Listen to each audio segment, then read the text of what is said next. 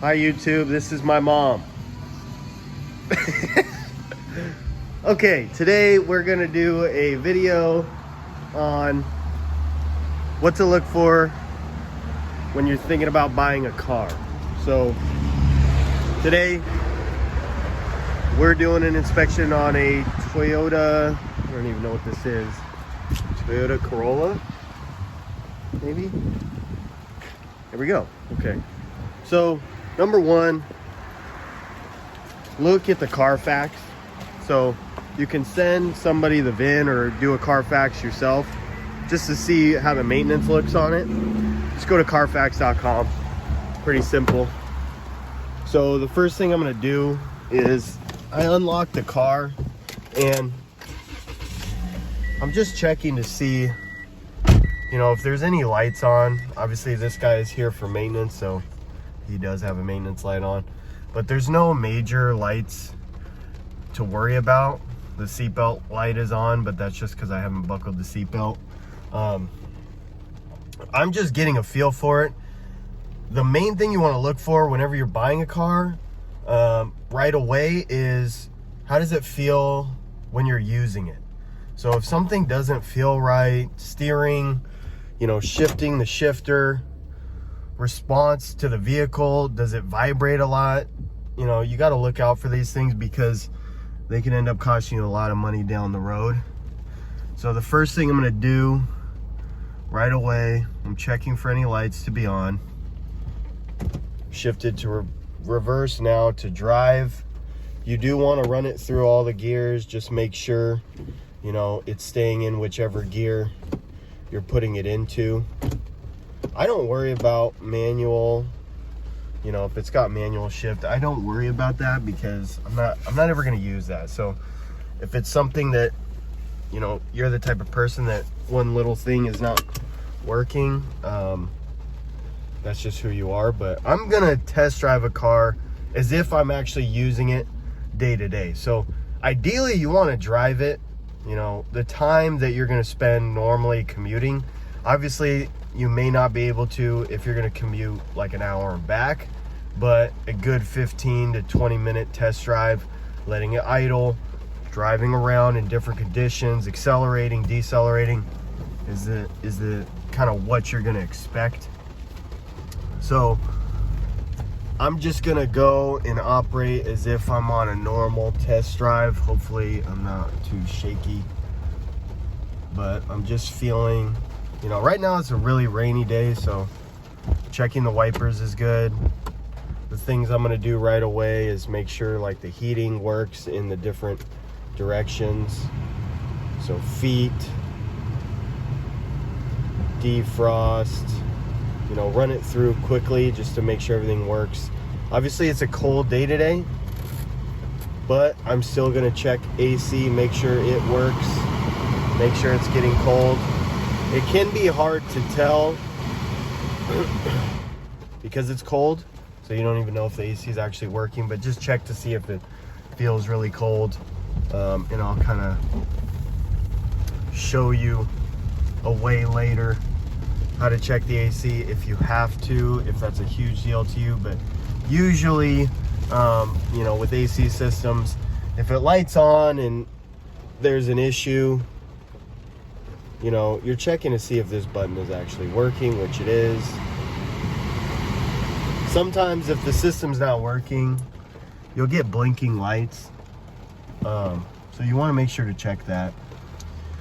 Ideally, you would also like to go to a auto parts store if you don't have access to a mechanic. So reason why is you want to get the vehicle scanned prior to buying it. So just, you know, on your test drive, go to an auto parts store, ask them to scan the car, and it will scan it.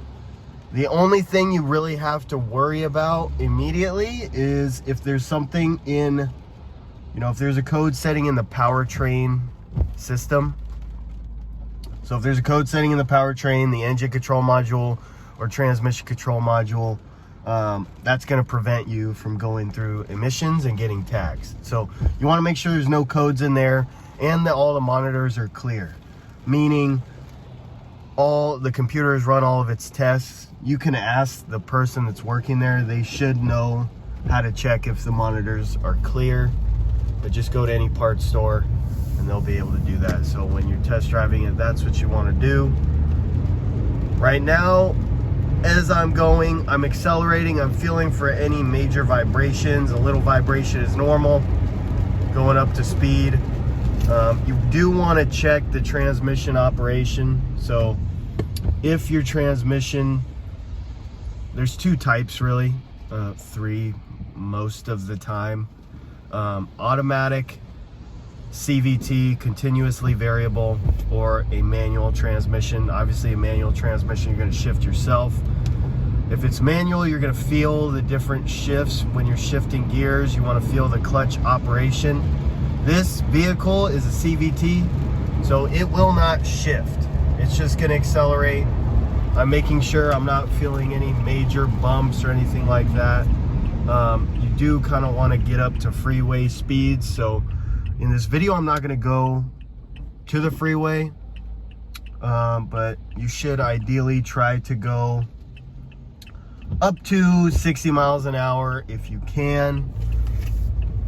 Again, just to make sure that when you get up to those higher gears, everything is okay. So make sure you're getting up to speed. You want to drive in the different operating conditions that you're going to run into. So this is cruising as well as stop and go, and you know, accelerating from a stop, decelerating to zero. You're going to want to pay attention to how the vehicle is responding in all those conditions, because if something is weird or needs to be checked out, you know, this is for some people, you're looking at a $5,000 to $20,000 purchase, and it can create a lot of headaches if you're buying something from somebody that has not taken care of their vehicle, has multiple problems. You know, these things are stuff that you should be looking at. So the other stuff I'm checking, do the blinkers work? Right now it's kind of getting a little foggy in here. So again, I'm gonna check defrost, make sure that stuff works. Making sure that it's clearing it up. AC also helps with defrost, so you wanna make sure to check that as well. Again, we're testing multiple systems, which is good. So the wipers are operating the way they should be. Defrost works. So you can see it defrosted the vehicle pretty quickly. Again, right now we're in a pretty open road, so I'm gonna get it up to around 60. Again, you know, just making sure that the vehicle operates as it should. Hopefully there's no cops around, because it's 35 mile an hour speed limit. But you get the point. Don't speed, obviously. But just make sure that you're checking how the vehicle feels up at higher speeds. Because, again, you don't want to buy the vehicle, take it on the freeway one time, and it just doesn't drive right. So a lot of inspections, vehicle inspections, is how does the vehicle feel? Is there any dash lights on that are concerning? You know, and just checking how it operates in the different conditions. So right now, no dash lights again, just the maintenance required light. The vehicle drives really smoothly, and you're paying attention to the mileage as well. So most vehicles, this vehicle is at 83,000 miles. So most vehicles at around this mileage are not going to have any problems. Most cars, they start to have problems. I mean, unless you're talking about American vehicle, but that's just a joke. Anyways, as long as their oil changes are done, regular maintenance is done, they shouldn't have any problems up until you get past 80, 90, 100,000 miles. Then you're gonna have to think about what maintenance should be done. You know, the only things that cars usually need, unless they have known powertrain issues, such as, you know, the things that I've seen are like Dodge Vans. Dodge Vans have transmission problems, and then some trucks have transmission problems pretty early. The Dodge Rams I'm really talking crap about Dodge right now, but I have seen a lot of problems with their vehicles at low miles. A lot of the diesel vehicles, obviously this is a car and it's gas, so I'm not worried about that, but diesel vehicles have a ton of issues with their emission systems at low mileage, so you want to make sure to check what the warranty on that is.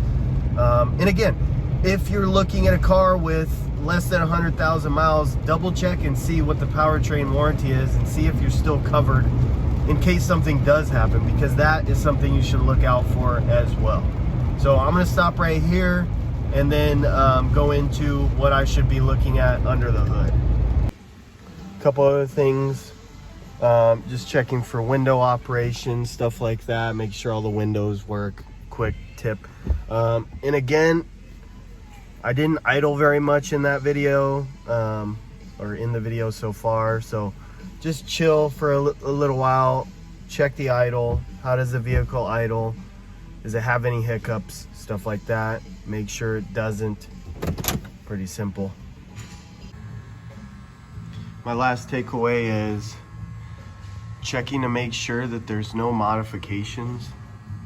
So if you're looking around, checking to see that the struts all look stock, everything else looks stock. Underneath, obviously I have a lift, so it's a little bit easier for me, but just checking to make sure that there's no obvious modifications that have been done. The vehicle is not lowered, you know, it doesn't have any special stuff added, the exhaust sounds normal, just to make sure that everything is not going to be a hassle after you buy it to try to get it back to stock. Okay, so I popped the hood, I figured out how to do that, and then you're going to want a flashlight if you can get one, just to bring it with you to check to see if there's any major issues looking at the vehicle. So most of the stuff, the really main concern is going to be if you notice any like major, anything leaking really badly. Obviously right now we just drove it for 10 minutes and it has no leaks, so that's a good sign.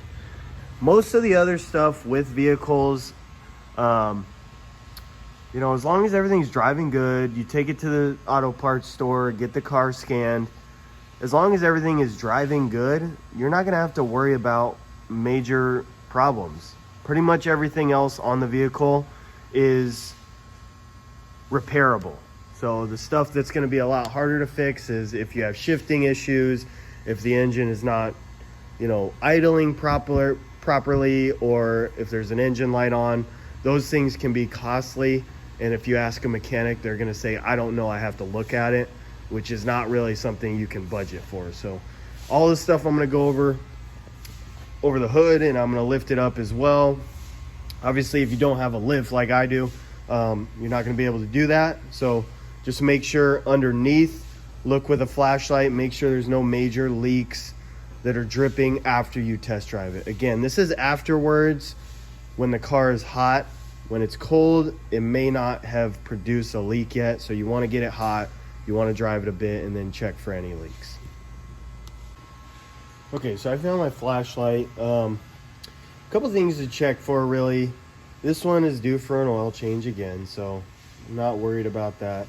The main thing that I would say to look for is checking the oil cap, making sure there's no milky residue. That's a bad sign, but obviously this one looks really clean, so that's good. You can check the oil, it's up to you.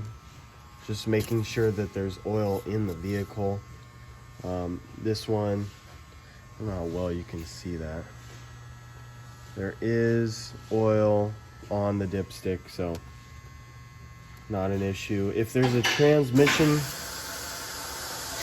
dipstick, it's usually the other side of the engine. So if you're looking at the car, the engine's on the left here, it'll be somewhere in this area, usually with another dipstick style stick. Sometimes it's red, sometimes it's yellow.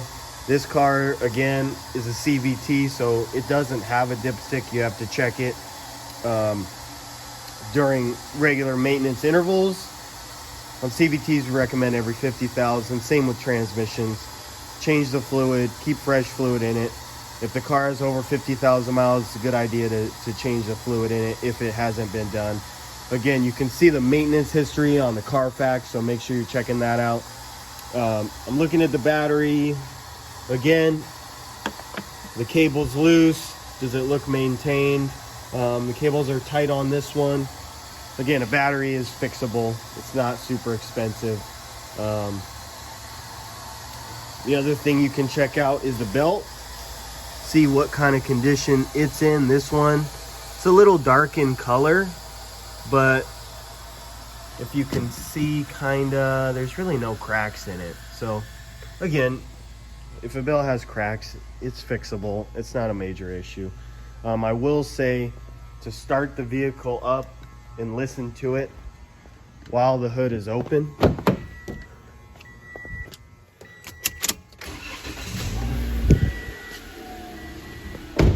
Again, making sure that the vehicle starts right up. It doesn't have any hiccups, major noises, anything like that. And just let it idle for a bit, making sure that there's no leaks that you can see. Because obviously any type of coolant leak or anything like that is going to be an issue. It's not something that you can check now, but when the vehicle cools down, make sure there's coolant in it. That's pretty much it up top that you can check, without any special tools or anything like that. This one, it has a coolant reservoir, so just make sure the fluid looks like it's in there.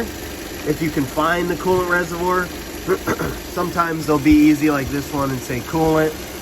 That may not always be the case, but usually it'll be near the front of the engine. This is called the radiator. It'll be in this area, close to it. A lot of times it's attached to the overflow. So this radiator cap, it's got an overflow and it goes into the actual reservoir, which is right here. So you're checking that, making sure there's fluid in there. If there is, it's a good sign, and you're checking for the fluid color. If the color's good, you're in pretty good shape. So again, this car starts up, idle, smooth, and there's no lights on. I'm sure if I were to take it to, again, an auto parts store to get it scanned, all the monitors would be clear. So overall, this is a very passable car that if I was looking at it, I would recommend buying it because there is no current issues. And the last thing really you want to check for, there's stuff obviously like the tires that can be kind of spendy. So this guy, he's probably going to need tires at some point soon. You can see the tread starting to get real low here, so keep that in mind. That could be around another $500 to get that. And then you can kind of see the brakes. They look to be in good condition. You're just checking the pad thickness inside the caliper. So obviously I can tell that the pad is pretty thick inside here, but again, brakes are fixable. So if that's an issue, it is repairable. Depending on where you go, it could be anywhere from a couple $100 to $600 to $800 to get your brakes repaired, but it is fixable, and most places can fix your brakes, so not a huge deal. Again, the main thing to check for is Google the make and model of the video for any known problems, and that'll tell you if there's common issues with the vehicle that you should look out for. Again, if you drive the vehicle, get it hot, check for any leaks. There's no leaks. Those types of things are usually a good sign that the vehicle is currently in good condition, and can be bought and driven and used from day to day. If it's got features like this one with the sunroof and stuff like that, make sure that that works as well. It's up to your preference, but just in terms of how the vehicle idles, how it sounds, how it feels while driving, no vibrations, no weird issues. No leaks outside that you can see. There's no smoke coming from anywhere, obviously. All that stuff is good. You should be in good condition to buy the vehicle. So if you have any questions, please leave them in the comments. If I missed anything, I'm sure I did, but this is just a quick overview on what to look for before you buy a car. So thanks for watching. I'm going to do another video on trucks. This is for, you know, passenger cars that are two-wheel drive. On trucks, if they're four-wheel drive, it's a completely different system, and you do want to check those systems as well. But this one is just a front-wheel drive. And again, look underneath. This one is front-wheel drive, so I only looked under the front. On trucks or all-wheel drive vehicles, you're going to want to look under the rear as well. This one doesn't have a rear differential or anything like that. So if it is an all-wheel drive car that you're looking at, you're going to want to crawl underneath and check those systems as well. Again, just making sure that there's no leaks or weird noises that you should be aware of. And again, if there is any of those things, don't be afraid to say no, or I'm sorry, I'm going to have a mechanic take a look at it. So thanks for watching. And again, let me know if you have any questions. And if you liked the video or got any value, click that like button.